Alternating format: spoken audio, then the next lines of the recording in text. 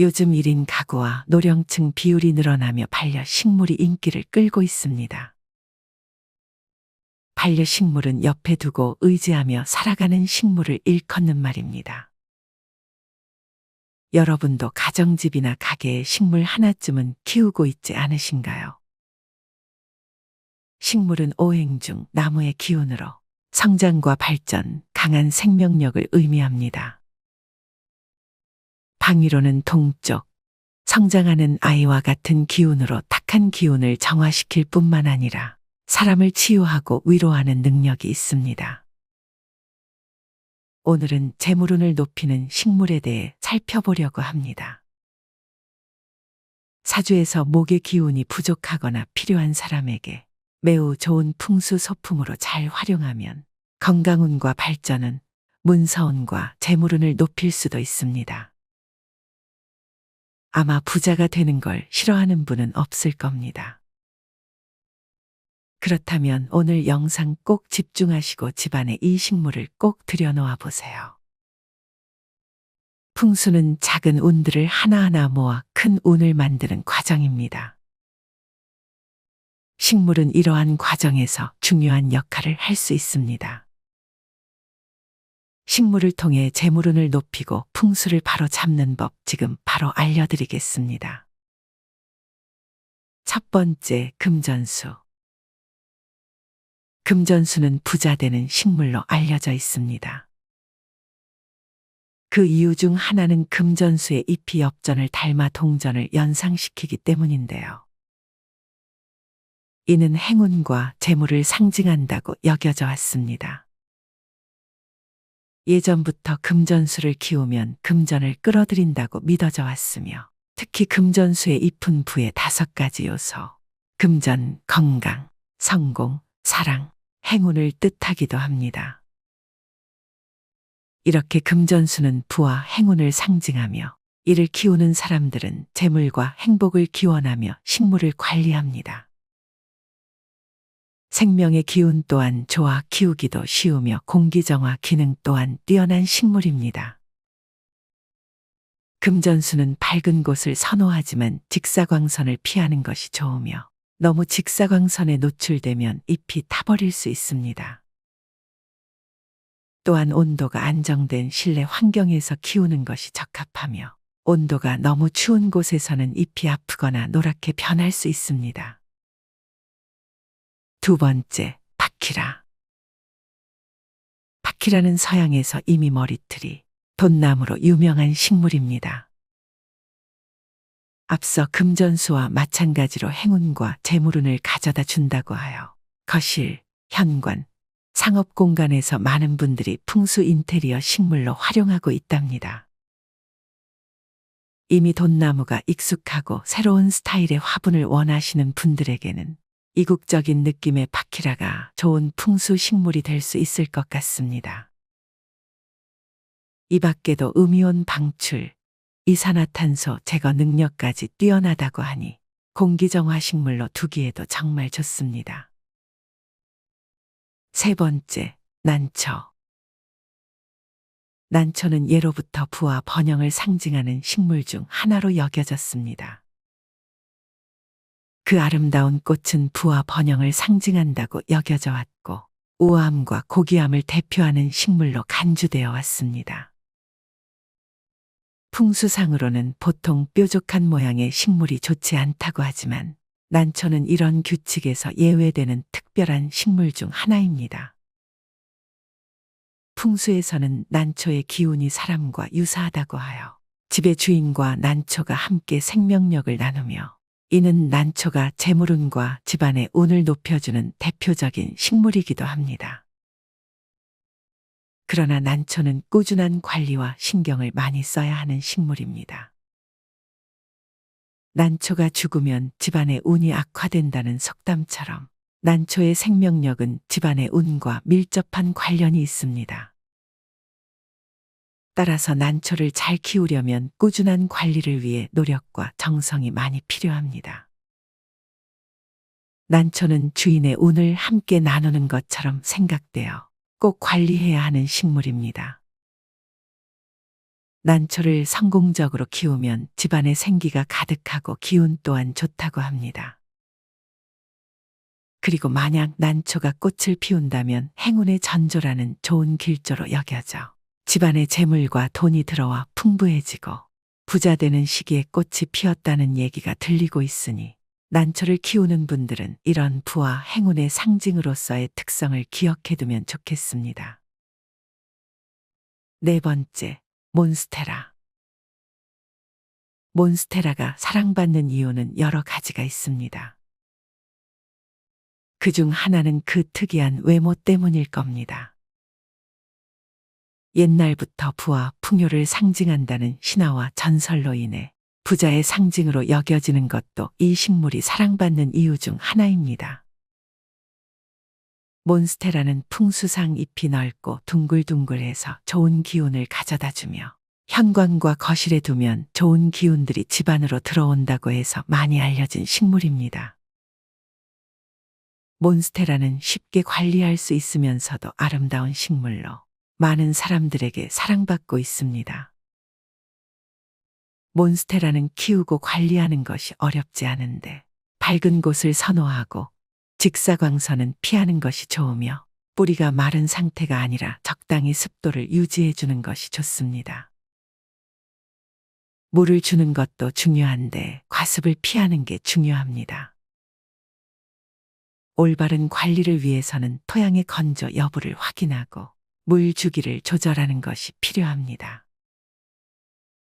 또한 비료도 봄과 여름철에 주기적으로 준다면 건강한 몬스테라를 키울 수 있습니다. 다섯 번째, 군자란. 군자란은 성공기원, 우아함, 고귀함이라는 의미를 지니고 있어 승진 화분으로 많은 분들이 선물하는 식물입니다. 특히 사무실 오픈 선물로 좋은 화분입니다. 성공운을 가져오는 식물인 군자란은 30년 이상 장수하는 생명력이 강한 식물이어서 오래오래 함께할 수 있는 반려식물로도 추천한다고 합니다. 군자란에서 피워내는 꽃을 보는 것을 기대하며 기르는 재미도 있을 것 같습니다. 여섯 번째, 고무나무. 고무나무 또한 주로 부자 되는 식물로 여겨지는데 그 이유 중 하나는 실내에 두기에 적합하고 안정적인 모습을 갖고 있기 때문입니다. 이 식물은 둥근 잎과 적당한 높이로 인해 귀를 안정시키고 긍정적인 기운을 느끼게 해주는 식물입니다. 그러나 고무나무를 키울 때는 직사광선에 노출되지 않도록 주의해야 합니다. 직사광선을 받으면 잎이 타버릴 수 있기 때문에 식물의 건강에도 좋지 않습니다. 또한 고무나무는 집안의 음기를 없애고 양기를 높여주는 강한 생명력을 가진 식물로 알려져 있습니다. 하지만 잎에 먼지가 쌓이면 풍수상으로 좋지 않다고 여겨져 잎에 먼지가 쌓이지 않도록 주기적으로 관리해 주세요. 마지막으로 여인초입니다. 극락조라고도 불리는 여인초는 실내에서 인기 있는 식물 중 하나인데 풍수적인 측면에서 주의해야 할 점이 있습니다. 일부 사람들은 여인초의 크기와 집안의 기운 간의 관계를 중요시합니다. 풍수에 따르면 여인초가 주인의 기운을 빼앗아 간다고도 합니다. 이를 피하기 위해 여인초의 크기는 주인보다 더 커지지 않도록 유의해야 합니다. 만약 여인초가 주인보다 크다면 분갈이를 통해 큰 줄기나 잎을 제거하는 것이 좋습니다. 여인초는 밝은 곳을 선호하며 직사광선을 피하는 조화 반향지를 추천하며 햇빛 쪽으로 휘어지면서 자라기 때문에 화분의 방향을 바꿔가면서 키우면 모양이 정말 예쁘게 자랍니다. 겉흙이 마르면 충분히 물을 주는 것도 중요합니다. 또한 미세먼지 제거, 공기 정화와 가습 능력이 탁월한 식물로 알려져 있습니다. 크기가 큼지막해서 눈에 잘 띄는 데다 기르기도 쉬운 편이라서 몬스테라 등과 함께 플랜테리어가 유행하며 덩달아 유행 중입니다. 이 7가지 식물들의 특징을 보면 전부 키가 크지 않으면서 잎이 둥글고 색상이 초록색이든 어떤 색이든 뚜렷한 색상입니다. 하지만 이런 식물들에도 풍수학적으로 집안에 들이면 좋은 기운을 뺏어가는 식물들이 있습니다. 먼저 첫 번째, 넝쿨 식물. 아파트나 다가구 주택에서는 볼 수 없지만 개인주택이나 옛 건물들 또는 담장에서 볼 수 있는 넝쿨들과 커피 전문점에서 인테리어로 쓰이는 넝쿨, 천장에서 내려오거나 집안 욕실에 거꾸로 달린 넝쿨 식물들은 절대로 소품으로 쓰면 안 되는 흉물입니다. 집의 외벽이나 가게에서 인테리어로 쓰이는 넝쿨은 음기를 가득 채워서 금전에 운이 없어지고 자손들이 방황을 합니다. 천장에서 거꾸로 내려오는 넝쿨 식물은 자손은 방황과 이혼 등 집안의 일이 풀리지 않습니다. 천장이나 다용도실에 걸어 놓으면 밑으로 줄기가 떨어지면서 모든 운기가 땅으로 내려갑니다. 그러니 꼭 기르고 싶으신 분들은 바닥에 내려놓고 관상용으로 키우시는 걸 추천드립니다. 넝쿨은 절대로 키우지 않으시는 걸 권장합니다. 두 번째, 사람의 키보다 큰 나무. 수도권이나 신도시에서는 개인주택보다 원룸, 투룸, 쓰리룸, 아파트에 거주하시는 분들이 많습니다. 다가구 주택에서 생활을 하시는 분들 중에서 집안에 다육식물이나 큰 화분의 나무를 키우시는 분들이 상당히 많을 거라고 생각합니다. 내 키보다 큰 나무가 집안에 들어오면 사람의 기운을 뺏어가고 금전운이 막히고 집안에 안 좋은 일이 생깁니다. 집안의 기운이 상승하지 못하고 밑으로 내려가는 작용을 하기 때문에 정말 좋지 않습니다. 특히 어머님들이 아파트에서 베란다에 큰 나무를 심고 가꾸시는 걸 가끔 턱고사를 지낼 때 확인을 하는데요. 이렇게 사람보다 큰 나무는 주택을 가지신 분들의 화원이나 정원에 옮겨 심거나 선물을 주시는 것이 좋습니다. 세 번째, 가시가 많은 선인장. 요즘 책상이나 거실에 작은 다육식물을 기르시는 분들 많으시죠? 그 중에서 가장 좋지 않다고 말씀드릴 수 있는 것이 바로 가시가 많은 큰 선인장입니다. 선인장을 집안에 들여놨을 때 가족의 다툼이 잦고 자녀가 다치는 등 집안에 우환이 생깁니다. 되도록이면 선인장은 집안에 들여놓지 않으시기를 추천드리며 큰 선인장은 더 큰 화를 당할 수 있습니다. 네 번째, 안개꽃.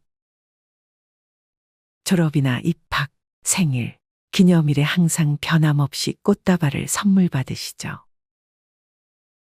꽃다발에 흔하게 들어가는 안개꽃은 말리거나 인테리어로 집안에 절대로 두시면 안 되고 음택의 기운이 강한 꽃입니다. 안개꽃은 집안의 기운을 흡수해서 가족을 아프게 하거나 건강을 해칠 수가 있습니다. 수술이나 병으로 인해서 병원에 입원한 환자에게는 꽃다발을 선물할 때 절대로 안개꽃을 넣으면 안 되니 참고하시기 바랍니다. 다섯 번째, 등나무. 등나무가 집안에 있으면 사람에게 상당히 좋지 않은 살을 마치거나 줄초상을 당할 수 있을 음택의 기운이 가장 강하다고 말할 수 있습니다. 특히 등나무로 만든 가구나 의자는 제작한 지 2년이 지난 제품을 사용하시는 게 좋지만 되도록이면 구매하지 않으시는 걸 추천드립니다. 등나무는 망자의 기운이나 영혼의 기운을 끌어들이는 음택의 기운이 강한 나무이며 정말로 키우시면 안 되고 가구도 쓰시면 안 된다고 말씀을 드립니다. 야생이나 깊은 산속에 있어야 할 나무나 식물은 본연의 자리에서 있는 게 맞습니다. 관상용이나 풍수 인테리어로 쓰이는 나무나 식물들 중에서도 혹여라도 위에 나열된 나무가 집안에 있거나 쓰이고 있다면 당장 없애시거나 본연의 자리인 야생으로 옮기시는 걸 적극적으로 권장을 드립니다. 6번째, 죽은 나무. 집안에서 봄이나 여름에 꽃이 화려해서 구매를 하셨거나 관리를 잘하지 못해서 죽어 있는 식물이나 나무를 집안에 지금도 그대로 방치하시는 분들이 많죠. 집안에 죽은 화분이나 나무, 뿌리만 살아있는 나무는 음택이어서 집안에 안 좋은 기운을 계속 끌어들입니다. 집안에 죽은 나무가 있다면 하루빨리 정리를 하시거나 뿌리째 뽑아서 버리시기 바랍니다. 이렇게 어떤 식물은 집안에 많은 재물운과 큰 번영을 불러오지만 또 어떤 식물은 집안의 기운을 차단하고 집주인이 가져갈 기운을 식물이 빼앗아 집안을 망하게 하기도 합니다. 과거에도 식물이 집안에 흉암이 생기기 전에 식물이 성장을 못하고 떡잎이 돼서 떨어지면 징조를 보여준다라고도 이야기합니다. 그래서 너무 키가 크거나 거실을 가리는 정도에 심지어 정글 같이 만들어 놓는 것은 좋지 않다고 볼 수 있습니다. 식물 키우는 습관이 잘 안 돼 있거나 흥미가 없거나 그래서 자칫 운이 좋아져야 할 식물들을 죽인다고 한다면 이것은 안 키우는 것만도 못하다고 볼 수 있기 때문에 그런 분들은 장식품 등을 활용하시는 게 좋겠습니다. 위에 알려드린 식물들이 부의 상징으로 여겨지는 이유는 풍수상, 전설, 그들의 아름다움, 관리의 용이성 등 여러 가지 이유가 모여 있는 것 같습니다. 그래서 실제로 식물을 키울 때도 그들의 믿음을 바탕으로 소중히 관리하고 그들의 아름다움을 즐기며 주변에 긍정적인 에너지를 전달하고 싶다는 생각이 듭니다. 식물을 키우며 주변 환경을 더 아름답고 풍요롭게 만들어가는 것은 정말 멋진 일이라고 생각합니다. 오늘 영상 참고하여 여러분들 모두 재물 대박 나시고 가정의 행복과 풍요가 항상 함께 하시길 바랍니다.